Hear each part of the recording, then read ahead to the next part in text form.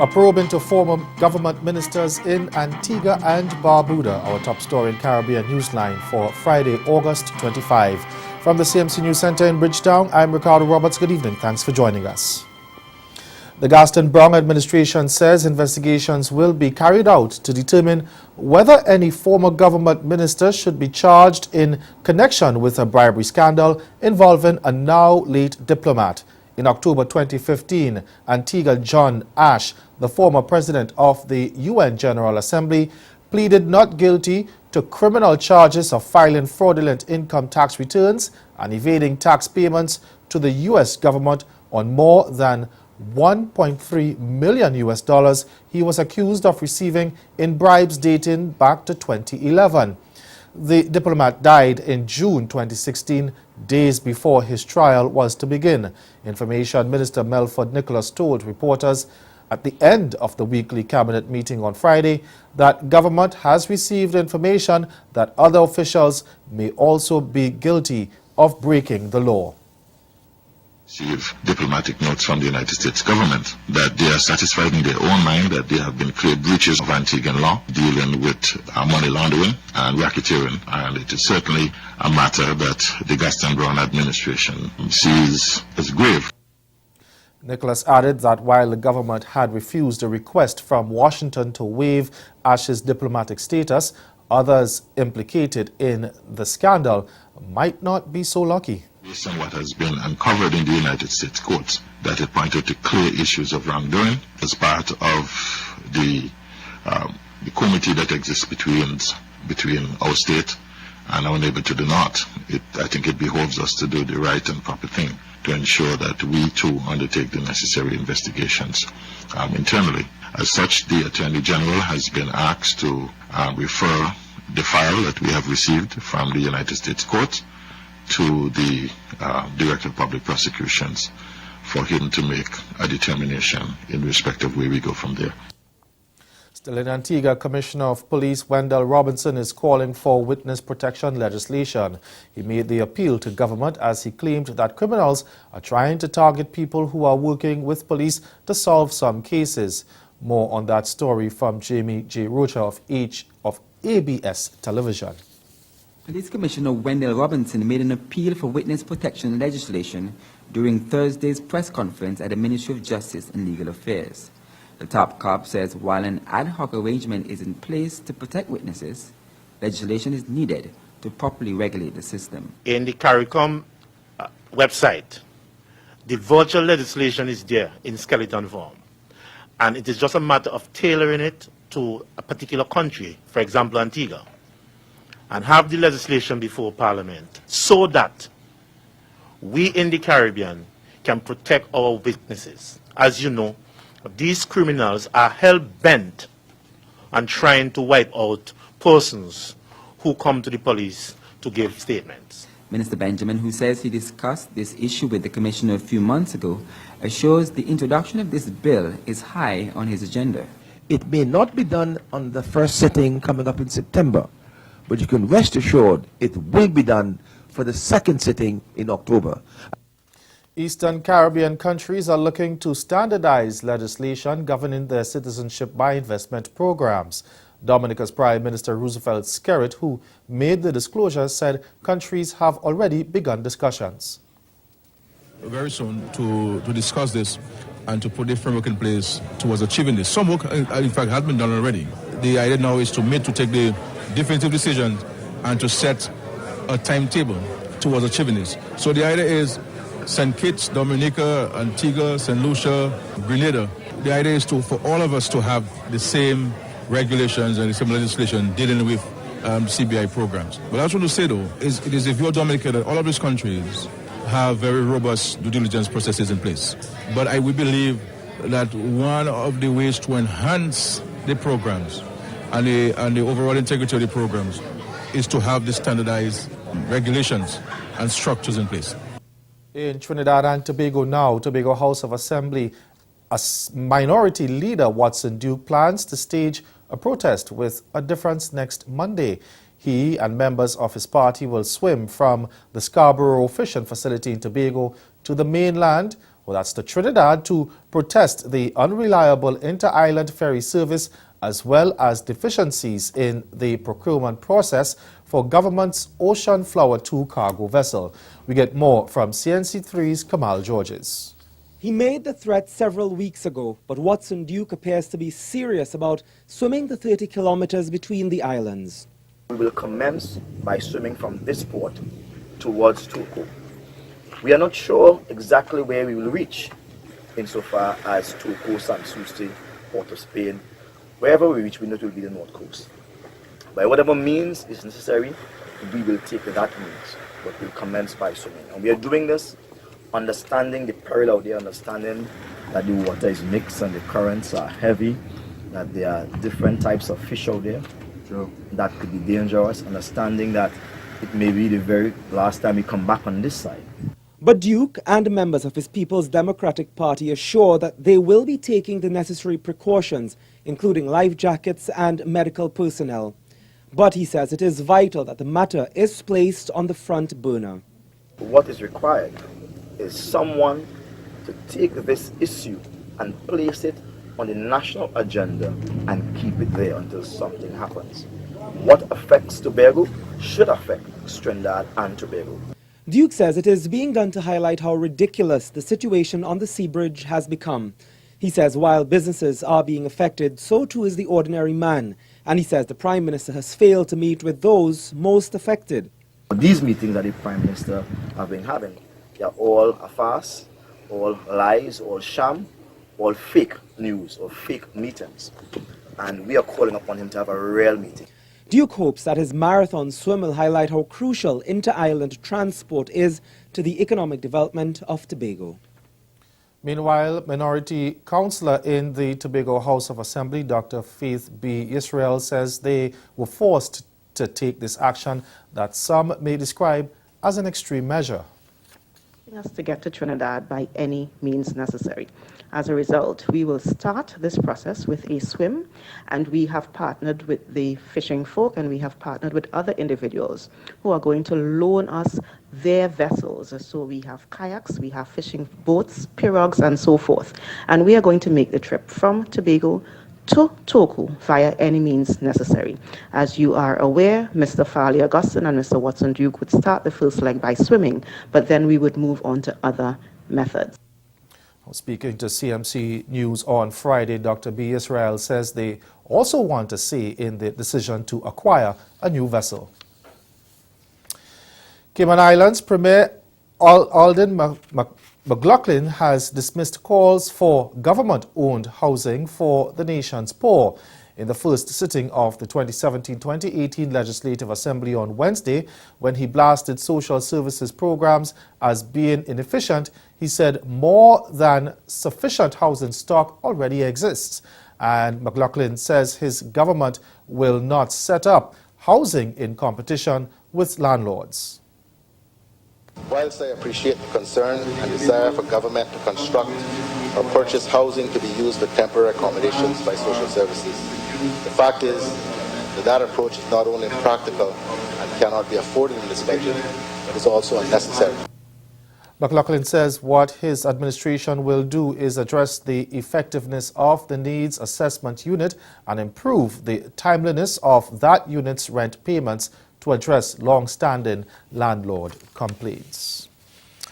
And plans are in the works for high-tech instruments to be used in Guyana's prisons to stop contraband smuggling.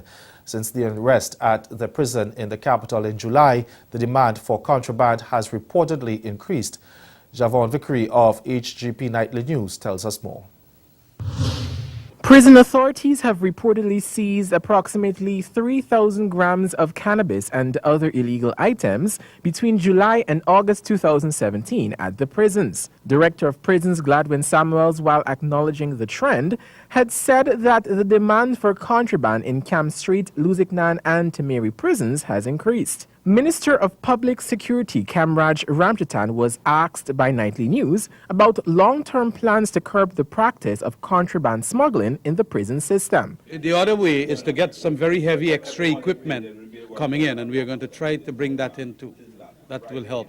Modern technologies and so on. Recently, the Public Security Ministry initiated a plan to have all prison wardens and prisoners checked by members of the Guyana Police Force on entry and departure from all prisons. But the Public Security Minister reiterated that there is an underlying problem to the issue of contraband smuggling in the prison system. That obviously is collusion of family members that are, because they're on self-support, and we got to do a lot more to catch these fellas. But it is very disappointing. And ahead in Newsline Sport, West Indies in command of day one of the second test against England. Stay with us. Sport is next.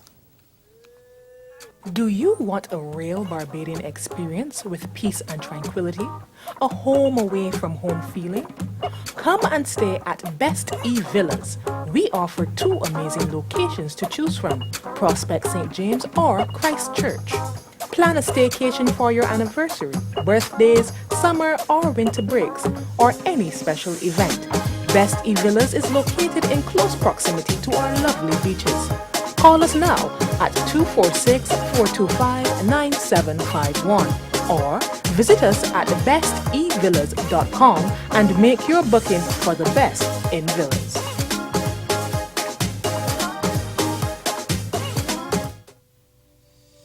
In a place where legends start, the beach is just the beginning. So live a little for the exhilaration and the color of every moment, where time is and life is a spirited event. Immerse yourself in the culture, the music, the people, the island. Love Antigua and Barbuda. Embrace an experience that leaves you breathless, from cricket to sailing week to carnival and more. Antigua and Barbuda, the beach is just the beginning.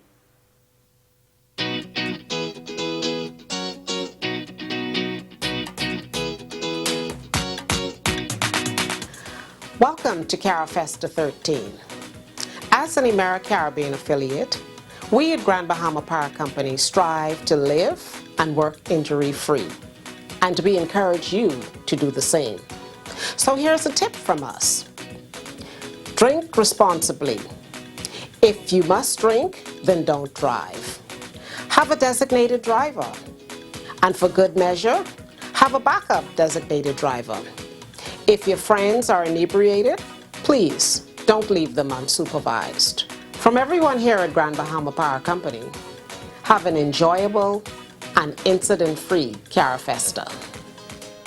CARIFESTA 13 Barbados.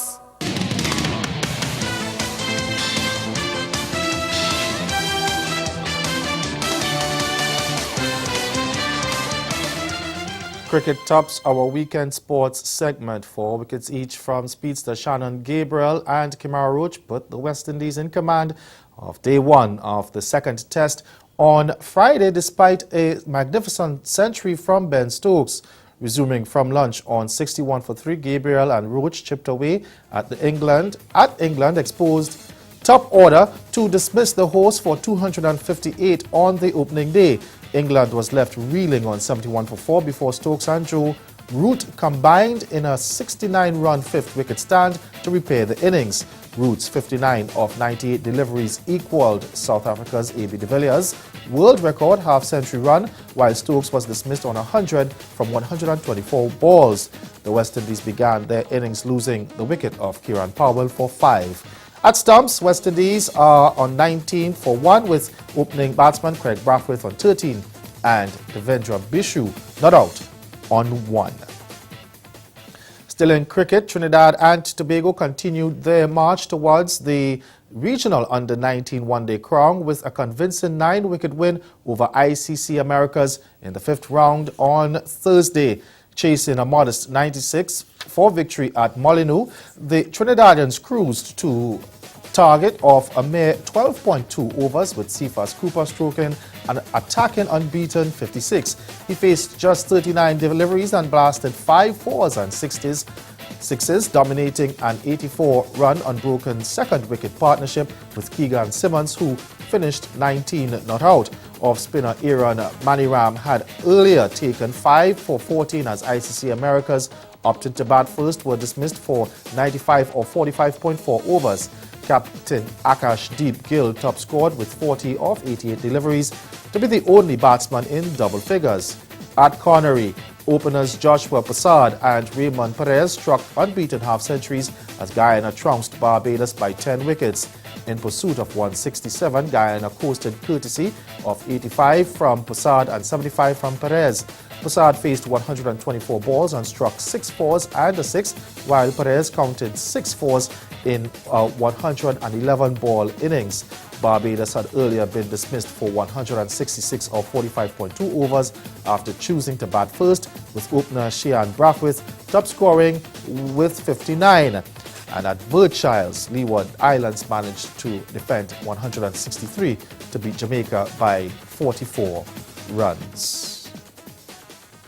And the Caribbean's biggest cricket competition rolls over to Sabina Park on Friday, where hosts Jamaica Talawas take on St. Lucia Stars. The Talawas will be banking on home advantage to win the 2 matches needed to secure their place in the next round. TVJ's Ronaldo Brown caught up with the team on Thursday during their routine exercise. With 4 games remaining to complete the preliminary round of matches, the Jamaican franchise require only 2 victories to secure a playoff spot, and Sabina Park makes the perfect script. Yeah, looking forward to playing in front of a home crowd. It's great to be back home in Jamaica, and we've done pretty well on the road, so hopefully we can convert some wins here as well. Really looking forward because it's my home field, so I know a lot about this field. So I'm looking forward to the 4 games here, and hopefully we win the 4 of them, and we'll move forward. The addition of Bangladeshi Mahmudullah Riyad meets the Talawas first to challenge come Friday is deciding on their best 11. No, I think we're very well balanced. It is a shame to lose Imad. I think he balanced us out perfectly because we had that all-rounder in our top 7. Unfortunately, we don't anymore, but we've got Mahmudullah coming in. So we're pretty well balanced. Explosiveness down the order. We've got Robin Powell and Johnny Fu, and they're fantastic.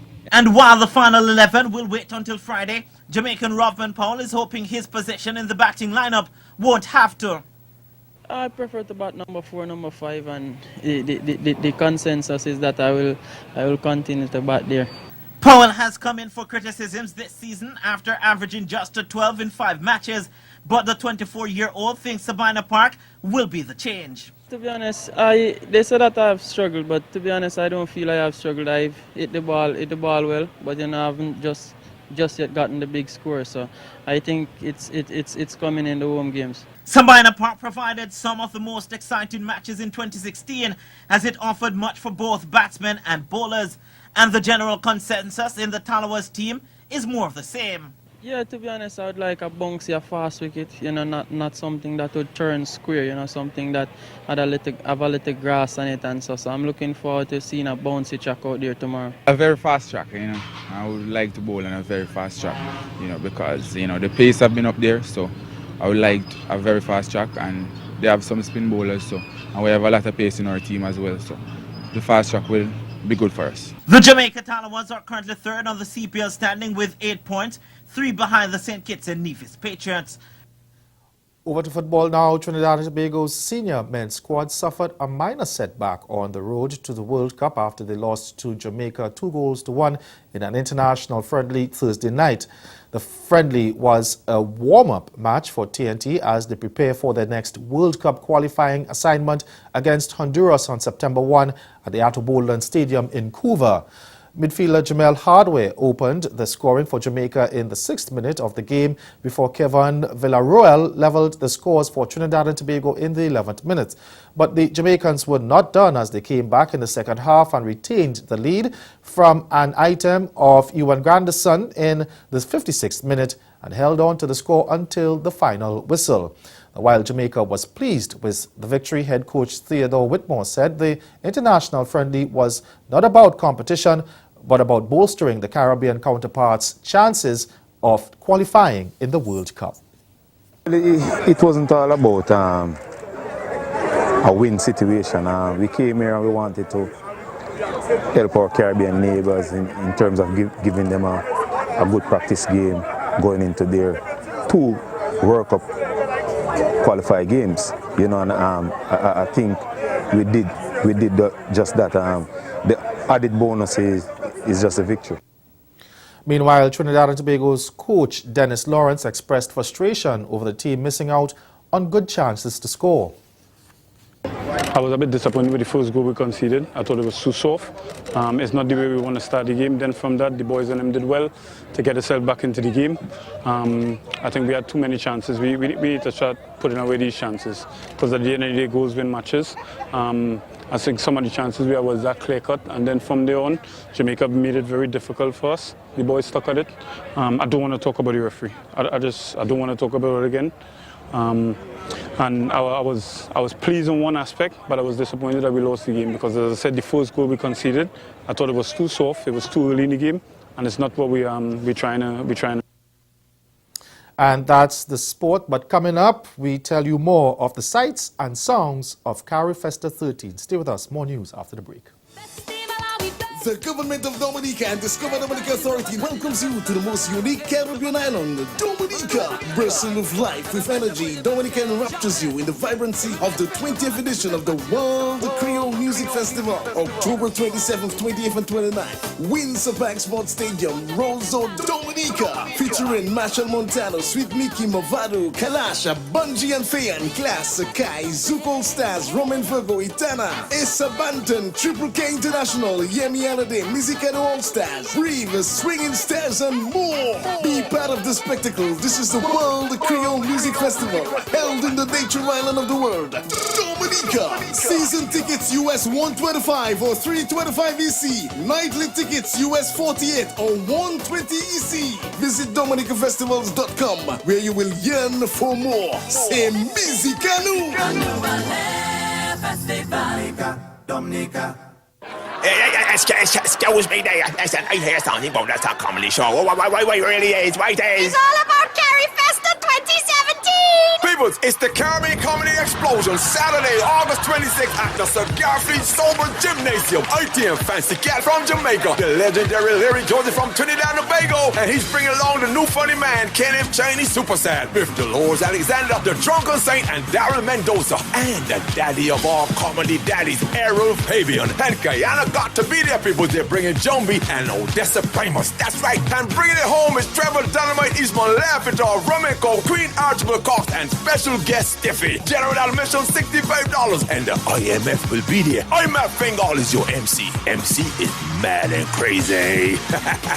The Caribbean Comedy Explosion, Saturday, August 26th, the Garfield Stolber's Gymnasium. People, get your tickets from official box offices only.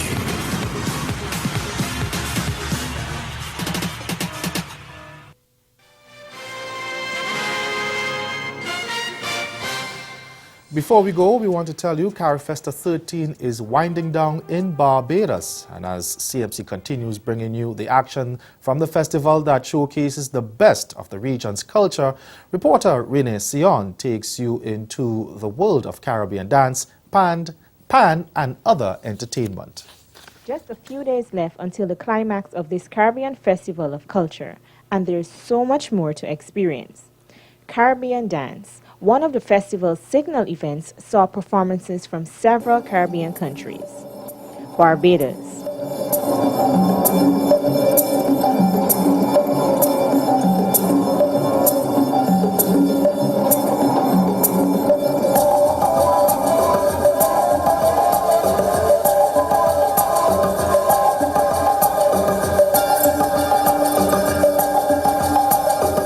Cuba.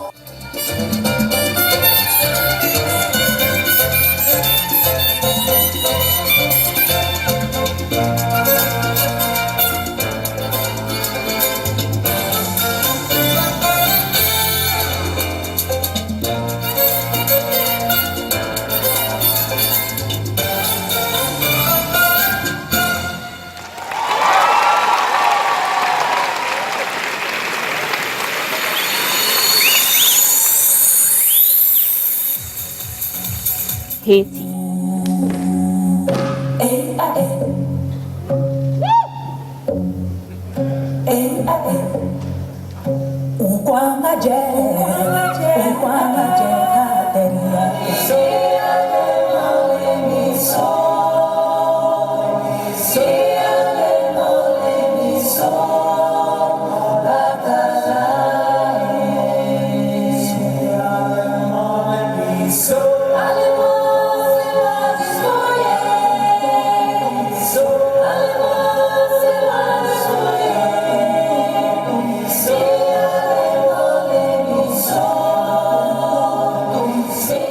And Guadeloupe.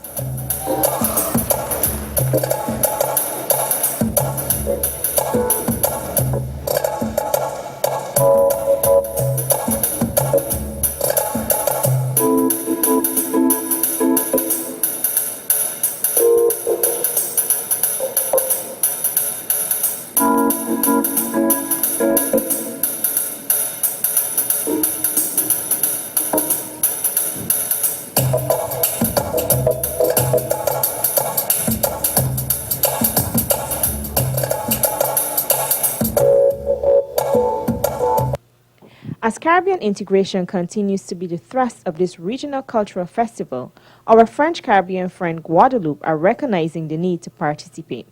Cultural Minister of Guadeloupe is George Bredo. Guadeloupe will be able to show what it has to offer by the fact that they have brought businessmen from Guadeloupe to come and showcase their talent. These are people who are involved in the cultural industries, the creative arts, music, and the culinary arts, and so they have come to present to Barbadians what Guadeloupe has to offer in these areas, and by extension, the delegates who are here for CariFesta, they will also be able to see what Guadeloupe has to offer and the expertise that Guadeloupe has in these areas. Every night, patrons were treated to musical performances by selected countries, and it was Guyana's turn to showcase their talent at the Bay Street Esplanade.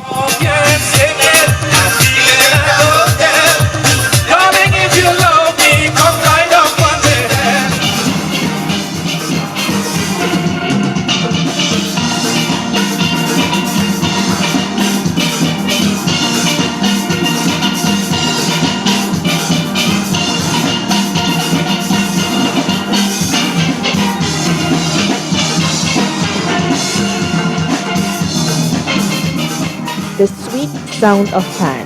Pelican Village came alive with this performance from Antigua.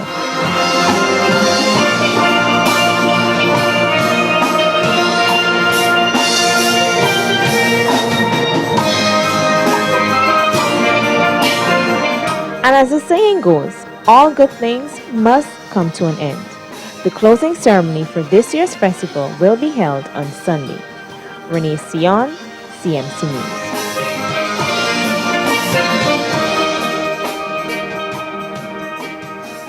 In a place where legends start, the beach is just the beginning. So live a little for the exhilaration and the color of every moment, where time is and life is a spirited event. Immerse yourself in the culture, the music, the people, the island. Love Antigua and Barbuda. Embrace an experience that leaves you breathless, from cricket to sailing week to carnival and more. Antigua and Barbuda, the beach is just the beginning. Again, the major developments of this day: a corruption probe in Antigua and Barbuda. And in sport, West Indies end day one of the second test against England in command. And that's Caribbean Newsline for News and Sports round the clock. Log on to CarlinNews.com. We'll be back here again on Monday. But from all of us at CMC News, thank you for watching. Have yourselves a good night.